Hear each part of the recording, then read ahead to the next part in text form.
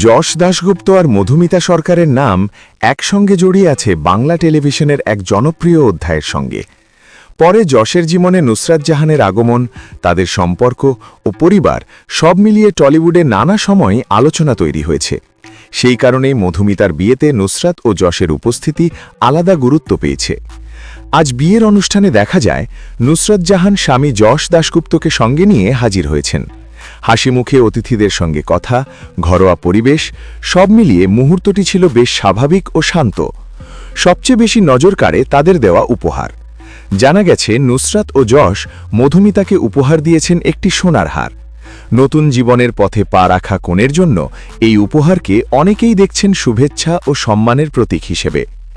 অতীতের নানা মন্তব্য, ফ্যানদের আবেগ আর মিডিয়ার চর্চার বাইরে এসে এই বিয়ের দিনে নুসরত জাহানের উপহার যেন একটাই বার্তা দেয়, সময় বদলালেও সৌজন্য আর শুভকামনার জায়গাটা একই থাকে। আর সেই কারণেই মধুমিতার বিয়েতে নুসরতের দেওয়া সোনার হার আলাদা করে আলোচনায় উঠে এসেছে।